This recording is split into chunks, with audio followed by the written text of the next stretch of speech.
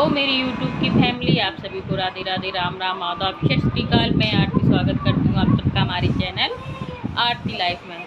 आज हम आप लोगों को बहुत ही अच्छी कहानी सुनाने वाले हैं कि यदि आपका शत्रु बलवान है तो उससे किस प्रकार से हम निपट सकते हैं अपनी बुद्धि से, और किस प्रकार से उसे हम हरा सकते हैं। क्योंकि यदि शत्रु बलवान होता है तो हम लोग कुछ नहीं कर सकते, लेकिन अपनी बुद्धि का प्रयोग करके हम अपने शत्रु को जरूर हरा सकते हैं। और आपको हमारी कहानी पसंद आए तो प्लीज़ हमारे चैनल को सब्सक्राइब करें, जो हमारे चैनल पर न्यू आए हैं, और कमेंट में ज़रूर बताएं कि हमारी कहानी आपको कैसी लगी है, और एक लाइक ज़रूर करें। तो चलो कहानी स्टार्ट करते हैं। यदि आपका शत्रु आपसे बलवान है और आप उससे बिल्कुल भी कमज़ोर है और उससे वो बहुत ही चालाक होता है और आप निपट नहीं सकते हैं उससे, तो बिल्कुल भी आप उसका प्रयोग ना करें अपने बल का, क्योंकि आप हमेशा उससे हार ही जाएंगे। आप अपनी बुद्धि से प्रयोग करेंगे तो आप अपने शत्रु से ज़रूर जीतेंगे। यह कहानी आपको बहुत ही अच्छी शिक्षा देगी कि किस प्रकार से हम अपने शत्रु से निपट सकते हैं। यह कहानी एक केकड़ा, सांप, नेवला और बगुला की है, जो आपको बहुत ही अच्छी शिक्षा देगी। और एक केकड़ा था, वो एक तालाब में रहता था। उसके बहुत सारे बच्चे थे, तो वह अपने बच्चों के साथ बहुत ही खुश था, और वह अपने बच्चों के साथ खुश था और अपने तालाब में रहता था। वहीं एक पास के तालाब में एक बगुला आकर रहने लगा, और वह अपने 4-5 बच्चों के साथ आकर वहाँ पर रहने लगा। वह बगुला बहुत ही अपनी खाने की खोज में निकलता था, तो उसने एक दिन देखा कि एक तालाब में केकड़ा रहता है और उसके बहुत सारे बच्चे हैं। तो जैसे ही केकड़ा अपने भोजन के लिए निकलता था तो वो बगुला जाता था और उसके बच्चों को खा जाता था। अब वो केकड़ा बगुला से बिल्कुल भी नहीं निपट सकता था, क्योंकि वह बहुत ही बलवान था। तो वह कुछ भी नहीं कर सकता था, सिर्फ अपने आंसू पीकर रह जाता था और सोचता था कि इस बगुले से हम कैसे निपटें, और यही सोचता रहता था। वह हर समय ऐसा ही करता था। ऐसे करते करते उसे बहुत समय हो गया और वह उसके सारे बच्चों को खा जाता था, और वह बस रोता रहता था।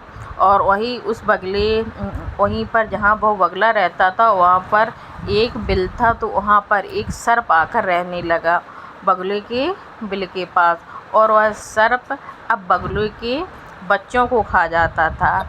और अब बगुले से सर्प बहुत ही बलवान था, तो वो भी नहीं लड़ सकता था। तो वह हमेशा सर्प आता था जब वो बगुला खाने के लिए अपने बच्चों के इंतज़ाम के लिए जाता था, तो वो सर्प बगुले के बच्चे को खा जाता था। बगुला बहुत ही ज़्यादा परेशान था कि अब क्या करें। अब वो भी नहीं लड़ सकता था, क्योंकि सर्प बहुत बलवान था बगुले से।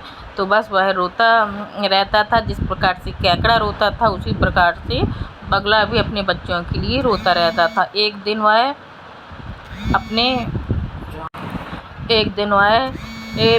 खाने का इंतज़ाम के लिए गया, और उस सर्प आया और उसके सारे बच्चों को खा गया। तो वो बहुत ही परेशान होकर बहुत ही रोने लगा और एक जगह जाकर बैठ गया, और समझ में नहीं आ रहा था उसके कि हम क्या करें, किस प्रकार से इस सर्प से निपटें। तो वहाँ पर वह केकड़ा दिखा, और केकड़े ने पूछा, भाई बगुले भाई, तुम क्यों परेशान हो, क्यों रो रहे हो इतना ज़्यादा, क्या हो गया।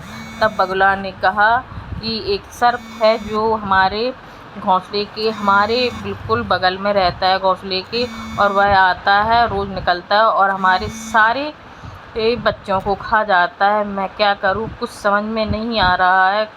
वो हमारे सारे बच्चों को खा चुका है। तब केकड़ा बोला कि भाई आप ऐसा करना कि वहाँ पर एक नेवला रहता है थोड़ी सी दूर पर, तो आप इस प्रकार से मांस के टुकड़ों का इंतज़ाम कीजिए, और उस नेवले के बिल से लेकर के सांप के बिल तक वह मांस के टुकड़े डाल दीजिए, जिससे कि नेवला आएगा तो वो मांस के टुकड़ों को खाएगा। मांस के टुकड़ों को खाते हुए वो सर्प को देखेगा तो वो उसे भी खा जाएगा, जिससे कि आपके सारे दुख भी दूर हो जाएंगे और वह सर्प भी मर जाएगा। तो बगुले को यह बात बहुत ही अच्छी लगी, तो उसने कहा ठीक है, धन्यवाद दिया।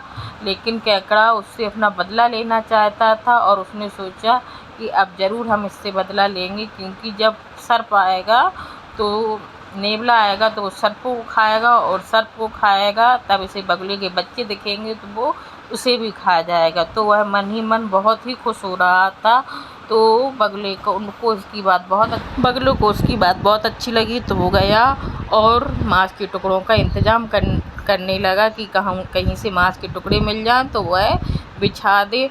उसने बहुत सारे मांस के टुकड़ों का इंतज़ाम किया और नेवले के बिल से लेकर सर्प के बिल तक उसने सारे मांस के टुकड़ों को बिछा दिया, और वह इंतज़ार करने लगा कि कब नेवला आएगा और उस सर्प को खाएगा। और वह दूर बैठकर देखने लगा, और लेकिन केकड़ा बहुत ही खुश हो रहा था कि जब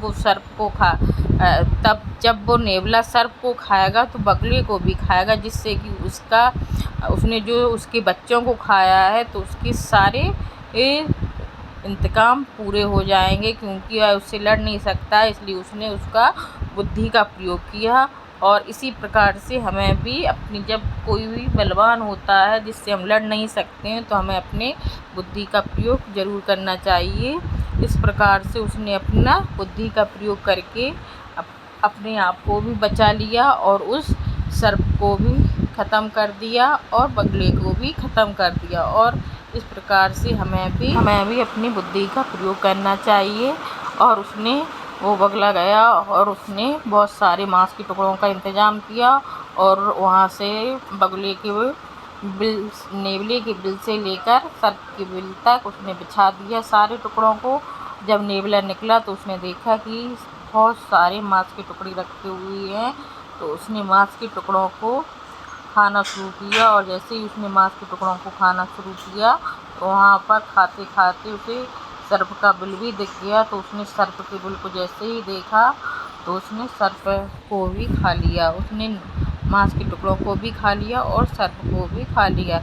जब उसने सर्प को खा लिया तब उसे बहुत सारी भूख भी लगी थी। दूसरे दिन जब वो गया तो बगुले ने सोचा अब तो सांप मर गया, और वह बहुत ही खुश हुआ। लेकिन जब नेवले को दूसरे दिन भूख लगी तो फिर से वह उसकी तलाश में निकला, तो उसने देखा कि बगुले के बहुत सारे बच्चे हैं। तो उसने बगुले के बच्चों को भी खा लिया और बगुला को भी खा लिया।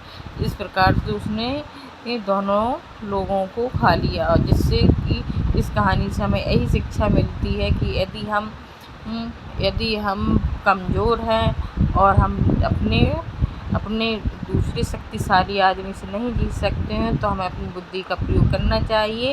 इस प्रकार से केकड़े ने किया, और केकड़ा इस प्रकार से बहुत ही ज़्यादा खुश हुआ और उसके बच्चे भी बहुत खुश हुए। और आपको इस कहानी से कितनी शिक्षा मिली ज़रूर बताना। और अब मिलेंगे अगले वीडियो में, तब तक के लिए Radhe Radhe, Ram Ram. Thank for watching my video.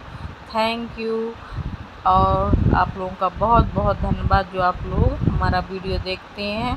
और एक लाइक ज़रूर करना, सब्सक्राइब करना और कमेंट में ज़रूर बताना कि आज की कहानी से आपको कैसी शिक्षा मिली।